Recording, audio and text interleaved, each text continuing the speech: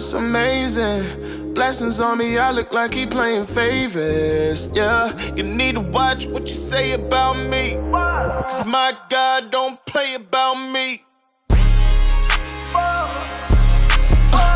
My God don't play about me, no.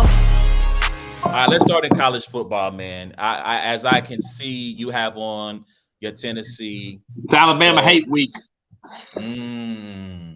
Okay. So we're gonna start there. We're gonna start with Tennessee. Like, how do you feel? We're a little bit past the halfway point of the season.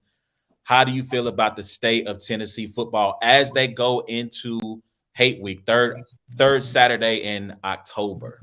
Or is it the first Saturday? Wow. We're going to talk a little bit about the Chiefs later on. And I feel about Tennessee the same way I feel about the Chiefs.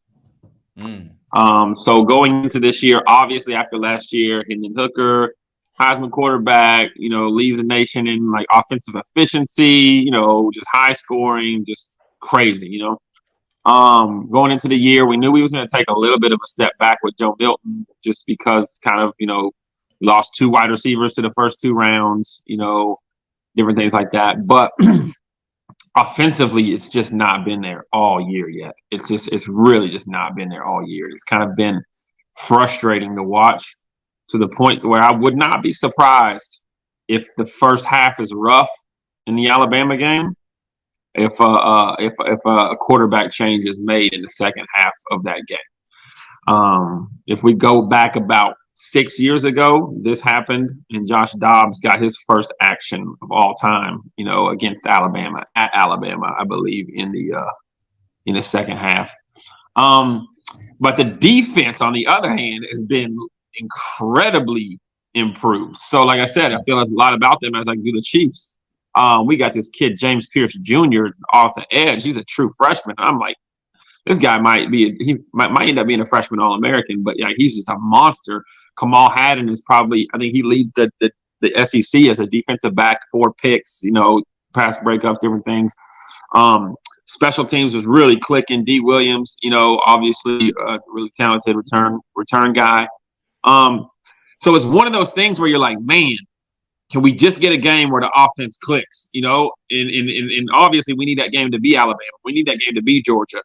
Really, we need that game to be Kentucky and Missouri too, because they both don't look terrible, Right. They got we still have those 4 games on the slate, and so going into the Alabama game at 5-1, you're like, you're not mad as a Tennessee fan too much about 5-1. You're pissed off that they lost to Florida after seeing how bad Florida's been in a handful of games this year. You're just kind of like, that's the one we lost. You know what I mean? But going into the Alabama game, I'll say this much: I'm not scared of Milroe.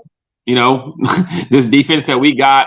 Milroe is like the 3rd most sacked quarterback, I think, in, I don't know if it's the nation or the SEC. We're averaging 5 sacks, 4.4 sacks a game. Our defensive line is just eating people up. But yeah, I'm not necessarily scared of this Milroe kid. Winning on the road in the SEC is tough. Winning on the road against Nick Saban is tough. Winning on the road against Alabama is tough. I'm not going into it assuming that we're going to win this game. But I think if we can get to the quarterback, and if for some reason that offense can finally, catch some kind of because our running game's been really good, but it's the passing game's bad, man. So is it Nico, right? Nico's the backup? Nico Amelio. Yep. All right. So I'm gonna go out on a limb and say Nebraska. Tennessee pulls the upset. 2 years in a row, I don't know, man. It's not going to be easy, right? Because I think, shout out to Joe Milton. For all the physical tools that he has, he just doesn't have the accuracy. Yeah. Especially on the intermediate throws. Yeah. He can hit the deep pass, but he still struggles even with hitting that in an accurate fashion. But I think they can run the ball well enough. I think that Bama's defense, while it has gotten better, I feel like Texas was able to exploit them on the ground. And I think that tempo that they run, it's not a signature Saban defense, and I do think that Jalen Milroe. I feel like if he can find Jermaine Burton, I feel like that's his most trusted receiver. That's the one he has the best connection with, and so I think that Tennessee is going to have a plan to double team to bracket him, make life tough for Burton, and I think that Tennessee is going to do just enough. Yeah, Bama played Texas A&M the week before. Then we played Texas A&M so you can kind of see, Texas A&M has a really good defense. They do have a really good defense, but throwing for 100 yards is just abysmal. That was bad. But running for 240 when Texas A&M allowed, I think, 38 a game or something crazy, was a testament to kind of what Jalen Wright, Jabari Small, and Dylan Sampson are able to do. Like I said, we haven't played. Let's see. I don't think we've played a ranked team yet, right? What was your non-con? Virginia. Nope. And then we played, Florida, South Carolina, Texas A&M, and like another non-con, right? Let's see who. I'm pulling it up real quick. UTSA, Texas San Antonio. And we've had our bye. Austin P.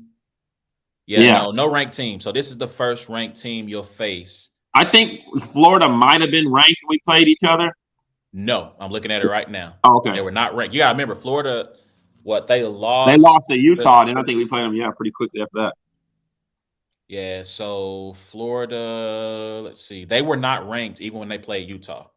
So Utah was ranked. They have not been ranked at all this season. Yeah. Yeah. So, so first ranked team, and then we go Kentucky, then we go Connecticut. Yep, Missouri, Georgia. Yep. So look, we get a big win right here. Kentucky and UConn are big games, and that Missouri game becomes huge. And then we can end up with 2 losses, or we can end up with 5. Man, I don't think we're gonna lose to Alabama, Kentucky, Missouri, and Georgia. But man, it's one of those teams that you're watching, and you're just like. I could see you guys playing Georgia for the right to represent the East. At home too. That's a good thing. That's a good feeling at home, Yep. And no Brock Bowers. I think he's probably going to be back. There's enough time. It was 4 to 6 weeks with the ankle sprain. I think enough time will pass in between then. That's less than a month, right? No, that's 1 month exactly away. No, less than a month. So the test before they play you guys is Mississippi. They get Mississippi the week before. They actually have Florida, Missouri, Mississippi, then you all to close. So not Florida should, although I know Graham Mertz has been playing better, but I think that Missouri, Mississippi, Georgia, or Tennessee to close. That's a true gauntlet for an offense that has struggled. Defense has not been as good, but the offense has not been great. It has pretty much been in times of trouble, hit Brock Bowers for a pass, for a play, and let him do his thing. And like you said, without him for 4 to 6 weeks. Now, the problem with that is everybody else develops. And by the time they get to you guys, now these guys have gotten the confidence and the reps that they needed without Brock, and things get a little bit tougher. So I want to throw this comment on the board. It's pretty lengthy. It's from Jordan Easley. What's up, Jordan?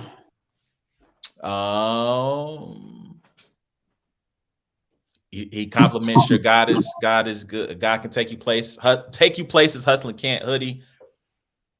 Shout out to you, Jordan. Appreciate you, Jordan. All right, shout out to my guy Jordan, man. All right, so that's to me that's one of the games of the week, if not the game of the week. I said that the ranked thing to say so that we could transition into Notre Dame. It's semi the opposite. I feel like you guys are playing ranked teams like every week, and like you're sitting there at 6-2, and like your Dukes, your USC's, your Ohio State's, your Louisville's. Like every week you're playing a ranked team. And so like I'm going into this at 5-1 we've already had our bye week. Still, like, I don't know what this team is. I don't know what they can do against high competition. And you're going into it at 6-2, like, I kind of got an idea, Yeah. And I don't know how they make the schedule. I do wish that if it's true that the AD helped set the schedule, I feel like he did them a disservice. Now, granted, no one knew Louisville was going to be unbeaten when they went to play them. So I guess you could say maybe that's like this is hindsight being 2020. But Ohio State, people knew Duke was going to be good because Duke was good last year. Then they start off the season beating Clemson, beating them kind of handily, although it's not the Clemson of old. And so, they went through the early season. The offense was high flying. You get to the Ohio State game, you have the blunder at the end with only 10 men on the field. And I know for a fact, because he barely got in with 10 men, if you have that extra D lineman on the edge, he does not score, because that would have been your linebackers then able to come free because he's taking up a blocker. And so you're right. Like for Notre Dame, this is, I guess, the downside of not being in a conference is when you're not in a conference, when you go play these schools, it's their Super Bowl. Ohio State for Notre Dame, that was their Super Bowl. People who were there said it's the loudest they've heard the stadium since Florida State came to South Bend in 1993. Wow. Right? They said it was, ear shattering, right? The Ohio State game. Then you go to Duke. That's they break an attendance record. That's Duke's Super Bowl because they were undefeated at the time. Then you go to Louisville after playing 2 slugfests that went down to the wire at night, your 3rd night game in a row. All the weight and expectation of college football playoff is still on the line. And once Sam Hartman threw that first interception, I said, oh, it's done. They're not going to win this game. When Louisville went up by 11, I think my brother texted me there right after that and said, Notre Dame going to the college football playoff, right? I said, bro, they're not winning this game. Yeah. And then Louisville promptly, after winning their Super Bowl, loses the Pitt, a below 500 team, by 18 points. And I watched Florida turn around and get thumped by Kentucky. It's like, yo, what? Yeah. So, right now, Notre Dame is a team that has a really good defense and an offense so I know people get on Marcus Freeman because they're like, well, he inherited a team that was an 11-win team and da-da-da-da. But the thing is if Brian Kelly had stayed, the cracks were in the foundation. Yeah. And everything was shifting. They had done a terrible job of recruiting the wide receiver position, a terrible job at talent evaluation of the quarterback position, and all those chickens were coming to roost right as he left. So while there was a lot of talent left on defense, while there's talent on the offensive line, it tied in at some of the most important positions, edge rusher, wide receiver, quarterback, there's a deficiency. And so they're dependent on true freshmen who are going to be good in time and who have shown flashes, but you're dependent on true freshmen and young guys to try to carry your offensive unit. And you're seeing, even with a quarterback like Sam Hartman, who is a quality quarterback, it's just not working. And I do think that Marcus Freeman, as much as I like Marcus Freeman and I do wish him success, I do wonder if he is going to be a great head coach. He might be a good one, but I think he has a mindset. Now, he was a linebacker for Ohio State when Jim Tressel was head coach. And this is that makes 2000s. Sense as to why he didn't put 11 guys on the field during that play. I get it. He Yeah. So, his mindset is very much that old Big Ten style of we're gonna have depth and strength on our offensive defensive lines. We're going to ground the game out on the ground, try to hit some explosive plays through the air. And I don't know if that philosophy is going to work in an era where the quarterback matters and having a wide open offensive attack matters. Now, maybe next year, these wide receivers mature.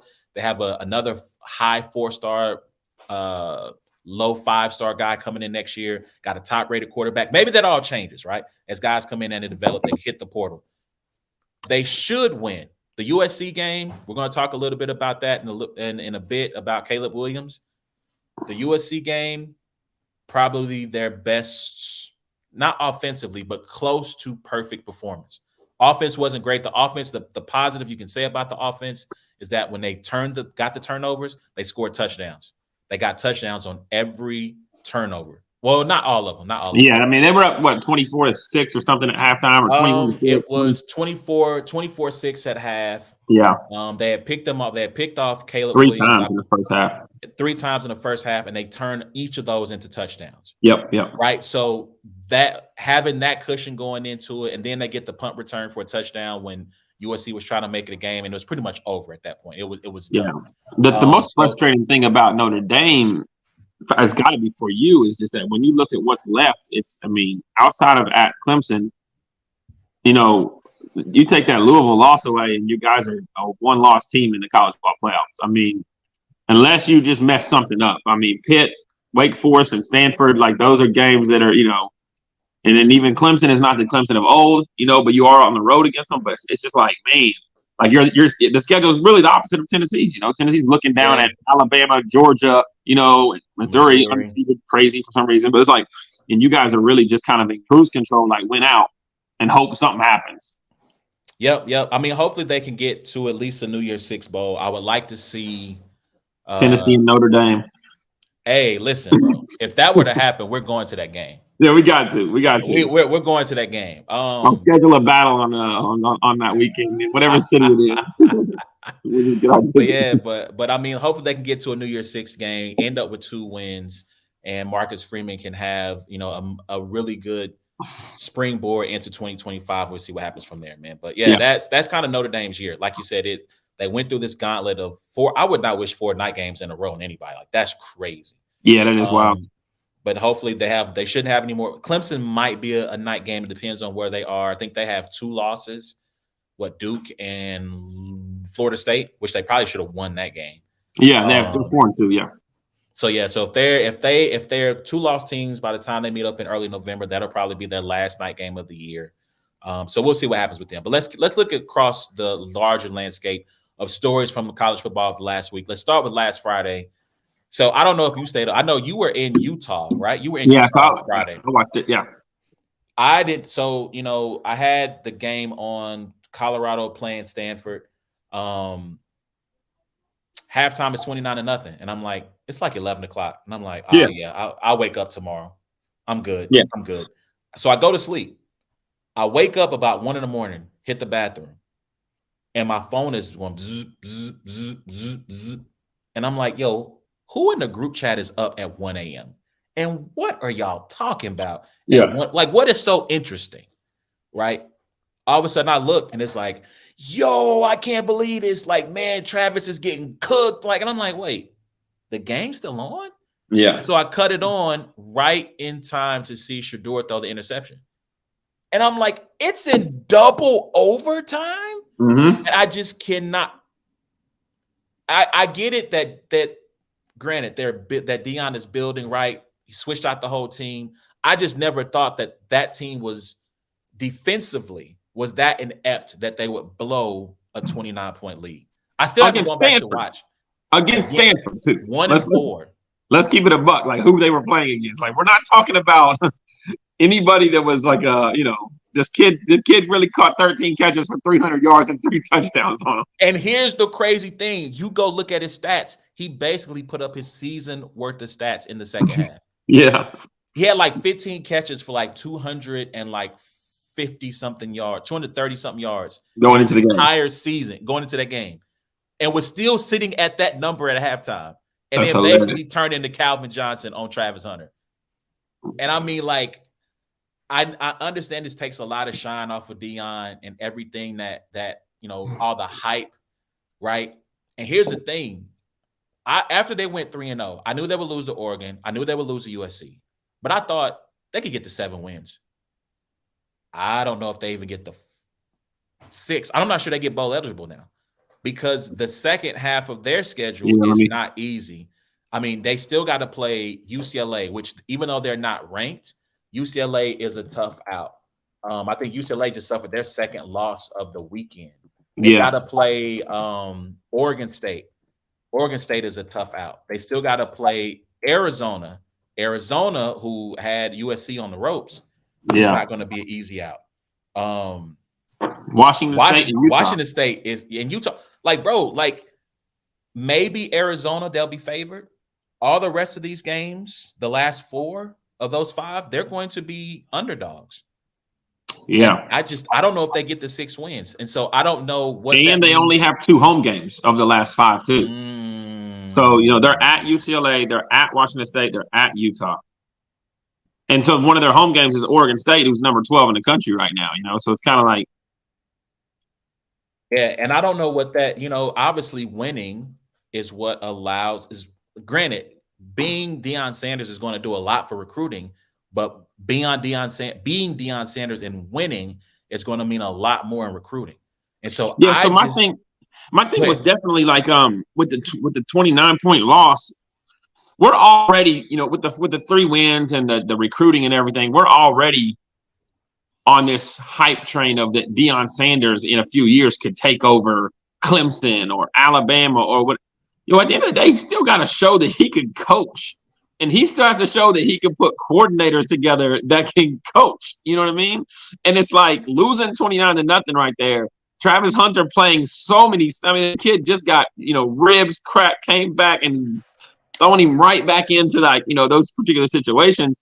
Like, to me, I'm looking at it like this was not a great coaching job at all, It does reflect on coaching. And the thing is, like, I know having conversations with people who are not as locked in on recruiting the way that we are, right? And into college football the way that we are, they're just like, oh, he's Deion Sanders. Like, he's going to just show up and kids are going to just flock to him. And I'm like, bro, like, that ain't gonna go but so far. Like, being Deion Sanders to Jimbo Fisher. He looks like the most unlikable human being ever. You know what I mean? Like, if that was the case, the coach at Notre Dame looks like a cool dude, I get it, Deion's a Hall of Famer and that will play a part, but it's like kids want to win, kids want to be taught how to play football at a level to get them, like I would be interested to see if he's there for a few years, how many NFL draft picks he puts out. Yeah, because granted, I don't know how much stock to put in this, but I've already seen people say, well, Travis Hunter is going to need to pick a side of the football because the last couple of games he played in, he got torched. Yeah. Like he was getting beat left and right. And so, right now from a recruiting standpoint, Colorado, now granted, they're probably going to be one of these schools that come early signing day are trying to get a bunch of kids late. But right now they're at 66. Like, if they're going to get the transfer portal is going to be nice to them every year. I hear you, but to me, that is a really risky thing, right? Because you're talking about, I get it. He says culture's overrated. If you win, then the culture comes. Okay, I hear you. But the opposite of that is if the winning does not come, then the culture really deteriorates. And so right now, Colorado has 9 commits. And 24/7, they're a composite 66th ranked class in the nation. If they can get to top 30, they have done well.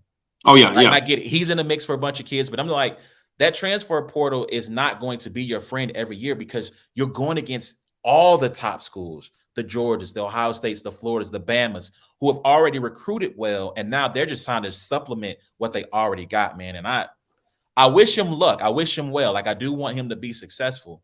But that to me, relying so heavily on the transfer portal every year, to me, that's not a recipe for success. At some point, you're going to have to recruit and develop kids through 3 to 4 or even 5 years of college. So this might be a conversation for another day. But is there still a such thing as a recruiting pipeline? Not any. I mean, yes, right. So obviously, the Southeastern Conference. That's really the recruiting pipeline, right? You with Texas, Louisiana, Bama, Mississippi, Florida, Georgia. And so I don't think there's a such thing because the top brands are national, right? There are more hot spots than there are recruiting pipelines. Yeah. So for example, I'll use Notre Dame as an example. They're starting to build a solid base in Texas. They're starting to get kids out of Texas. Part of the reason why Notre Dame went to the ACC is because they wanted to move their footprint from being Midwest, West Coast, and East Coast to being in the southeastern part of the country because they realized, like everybody else, that's where the most talent-rich kids are, right? In that Georgia area, that North and South Carolina, down to Florida. And so, yeah, so I mean, obviously that's where the pipeline is, but I mean, you have the most powerful conference in the country sitting on that pipeline and getting the majority of the talent. Yeah. So, and I'll say this, and we can jump to the next topic too. This is kind of an aside, and I'll say this full rant for another day, which is why it makes me so sad. Matter of fact, let's wait. Let's go ahead and jump into this next topic. Okay. Washington and Oregon, one of the games of the year, went down to the wire. Michael Penix Jr., Bo Nix shootout. Mm-hmm. Oregon has several opportunities to take points, left them on the board to go for it for touchdowns, failed. Fourth down. Let's start with this one. Fourth down, around midfield, they choose to go for it. If you were Dan Lanning, would you have gone for it in that moment?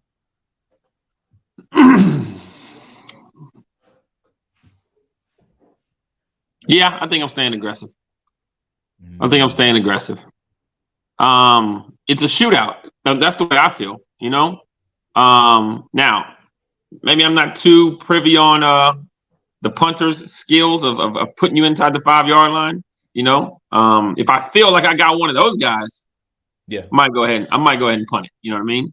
But man, 1 yard, bro, like with everything you can do now offensively and how everything is just, I mean, I watched last night, just how easy it is to get a couple yards if you're calling the right plays. You hear me, Andy? You hear me? All right, just call the right plays. You can get 1.5 yards. It's there. Man, stop running jet sweeps and. Yeah, I'm not mad at the aggressiveness there. So now I do remember there was a fourth down before the half, right? Like there was should have just went ahead and took the field goal. So there were 2 fourth down opportunities that were basically chip shots. It wasn't like it was like 30, 40 yards. We're kind of in that no man's land where it's an iffy field goal. But if you punt, right, and he punts it in, puts it in the end zone. Now it's a net 20 yards, right? They were like 25 and in. That one before half, they were like 10-yard line. Yeah. Or even 5-yard line. Yeah, I thought that was kind of wild. And he had 2 moments where he chose to go for the touchdowns versus kicking the field goal. And I saw one of the commentators went, "You can't kick field goals against Washington." I go, if he would have kicked 2 of them, guess what? They would have been up by 3 instead of having to try to kick that field goal to go to overtime. Yeah. So, I mean, I feel like for me, I don't mind the call to go for it fourth down midfield with like 4 or 3 minutes left, because if they score fast, which they did, you got the ball with plenty of time and timeouts, right? But the calls to not take the points in a game where it was, to me, where every point mattered. It wasn't about, well, we need to match touchdown for touchdown. Every point matters at that point. You take the points because you don't know how and when you're going to be able to get them. And so to me, that's where he lost me, was not going for it, was going for those 2 fourth downs and not taking the points there. Because like I said, if you take those, again, granted, college kickers, right? So anything can happen, but I feel like their kicker's pretty reliable, especially NFL kickers. Anything can happen too. We found that out this week. But listen. But you take what you can get, right? Especially going into the half, and especially at that point in the game where I think they would have been like down 5. I think they were down 8. So if he hits the field goal, you're down 5 at that point. Take the points, because you don't know how the rest of the game will unfold. So you take what's in front of you, and then you go from there. Great game. Michael Penix Jr. is probably the front runner from the Heisman off that performance. I don't know if you saw the video of him. I guess he was freestyling on the sideline. I did not see that. So we don't know what it sounded like. It could have been trash, right? But he was speaking in tongues, maybe he was speaking in tongues. He's on the sideline. You can see him doing like this. And somebody goes, "Is he really freestyling?" And his teammate who he was rapping to said, "Yeah, bro was really freestyling about how he was going to get the ball, go down, score, and win the game." So, shout out. I mean, like, bro stock is definitely rising with his performance the last 2 seasons, but especially this season. So shout out to Washington. And so this is what I wanted to say about realignment. Hey, Jeff Bezos, Bill Gates, Warren Buffett, can we do something to say to Pac-12? Can we like collectively, can y'all come together and just say, for the next 10 years, we're going to give you like $50 million a year? Because it saddens me that the Pac-12 is what could be entering kind of a new era of renaissance for their league. And they're all going to the Big 10 or the Big 12. Yeah. You look at UCLA is pretty good. SC is going to have some serious questions once Caleb Williams leaves. But for right now, SC is really good. Oregon State, Washington, Utah, Arizona is trying to make a comeback. Like, oh, not to mention you have Colorado in there. oh yeah, my bad. I buried the lead. You got the most probably notable, recognizable, and polarizing coach in the country in your conference. Maybe of all time. Man, that's a good one. Well, depends on what happens at LSU. I feel like their coaches could be pretty polarizing, man. Depending on what's happening in the given season. If Nick Saban can't get it turned around, at least with Bama, it's gonna be very polarizing there too. But you're right for now. So I mean, like, to see this conference tear apart, to see what's happened with the Big 12. Shout out to the Big 12.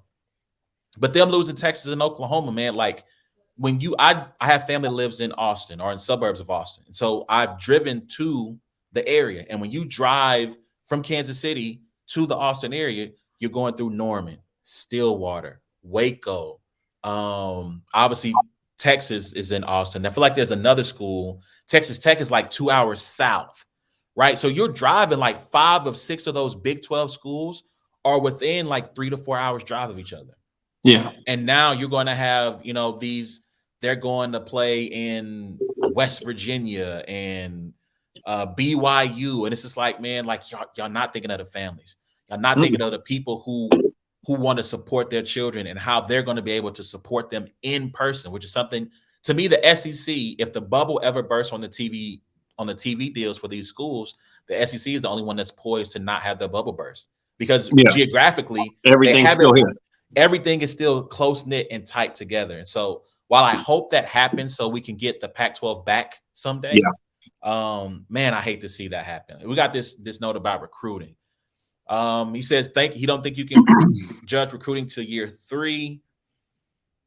I mean, so here's what I say, Broderick, right? He says you can't judge recruiting till year 3 only because of him being Deion Sanders. We forget they only won 1 game last year. So changing the culture where you won 1 or 2 games to this season.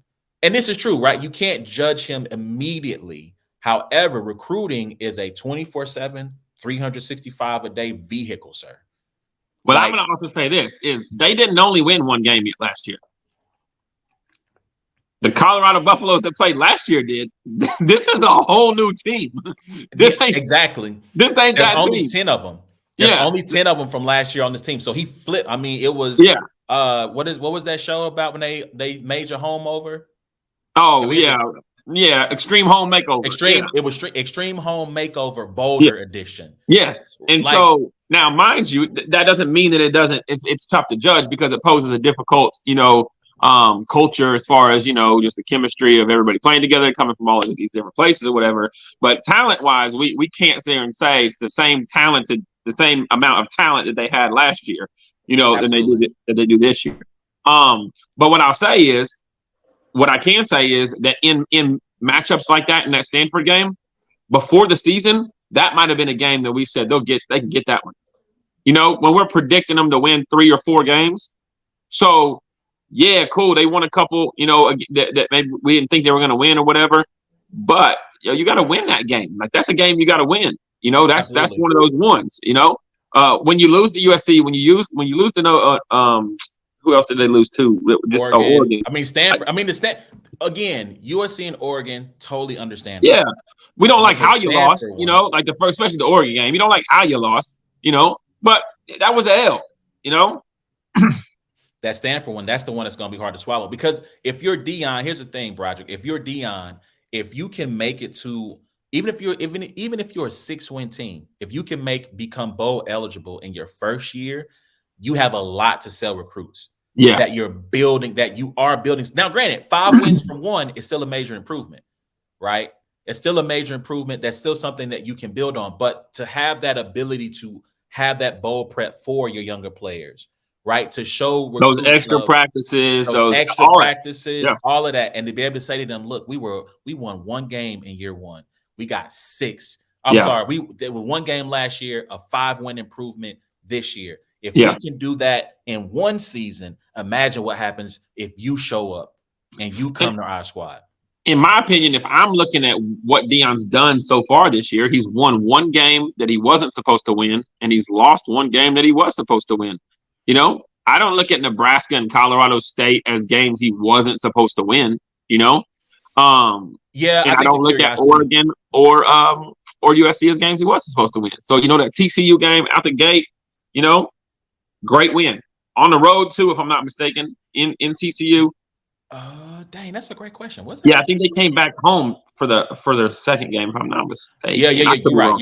You're right. That was at Yeah, TCU. At yeah, great TCU. win. And then Stanford, bad loss. So you know, I'm looking at it from that aspect. You know.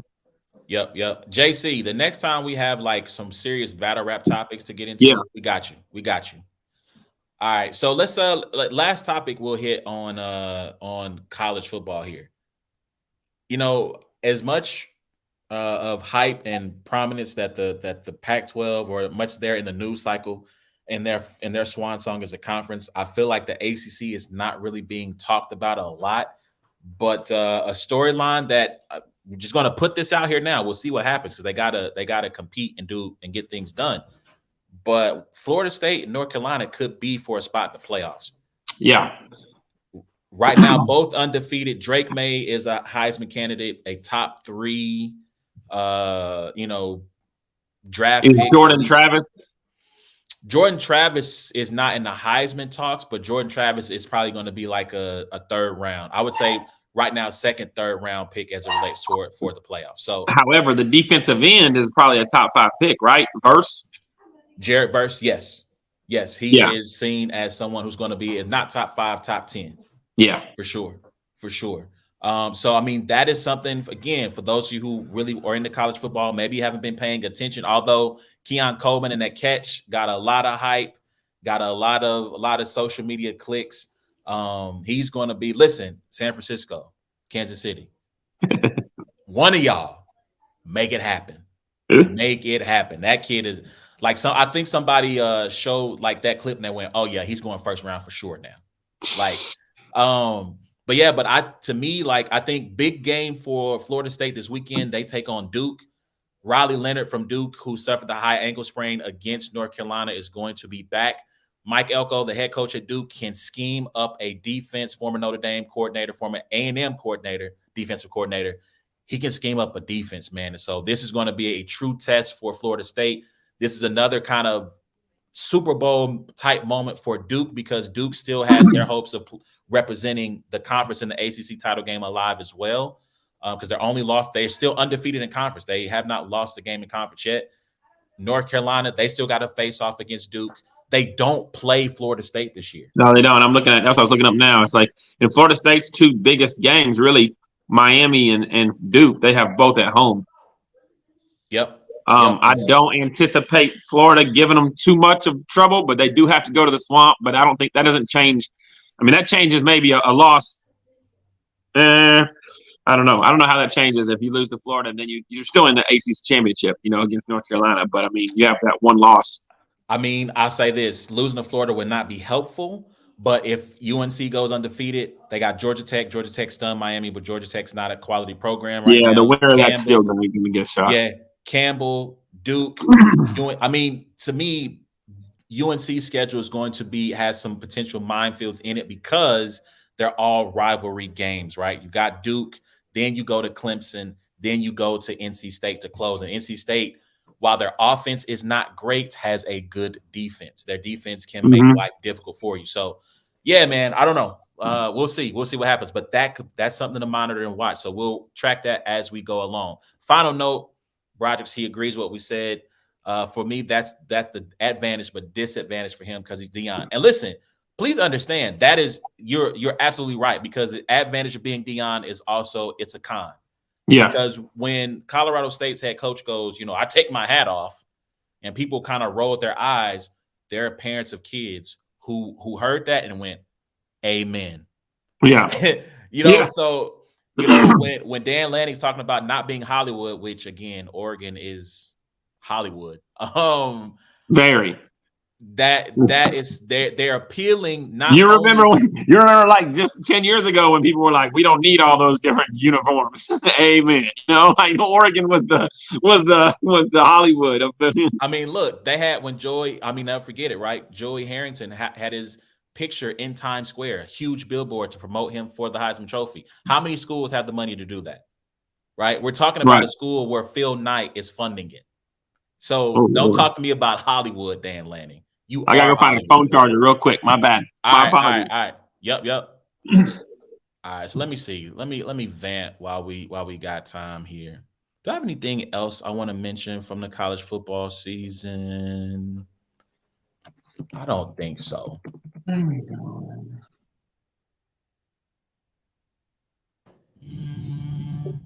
And I didn't talk about the Big Ten, but I'll say this about the Big Ten. This is shaping up to be the matchup of the weekend, Penn State versus Ohio State.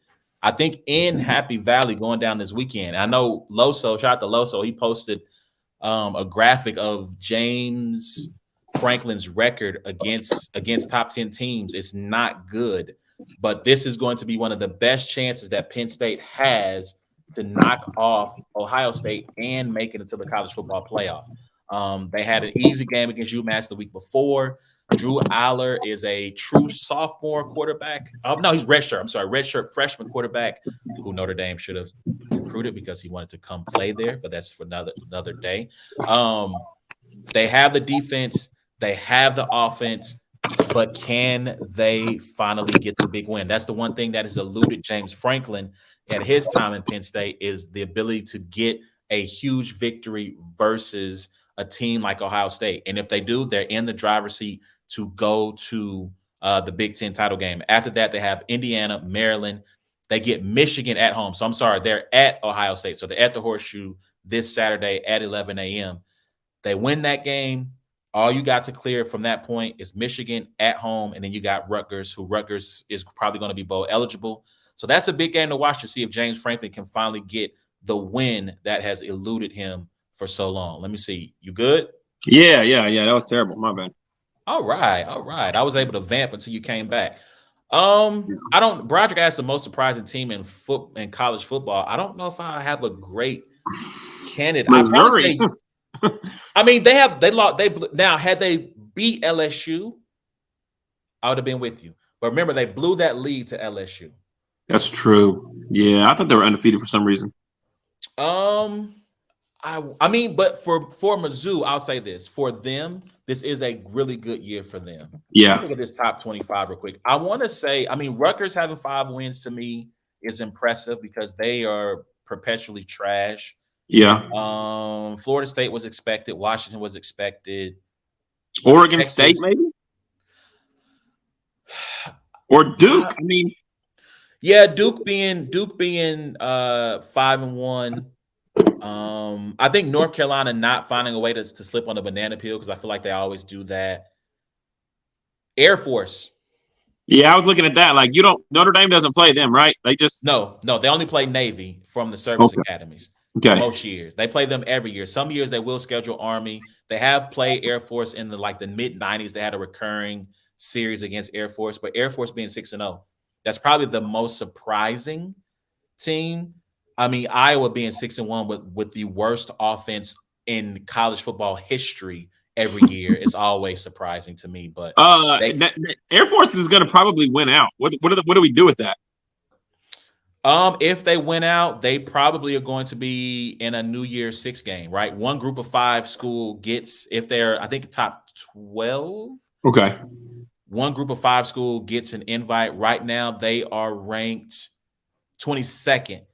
Let's see if I can look at their schedule. I'm looking at it now. They got, I mean, pretty much everybody's 500 or under except for UNLV. UNLV's 5-1, but they got them at home. That's another surprising school because UNLV just last year was terrible. Like 1 or 2 win team, terrible. So the fact that they are 5-0 is also surprising.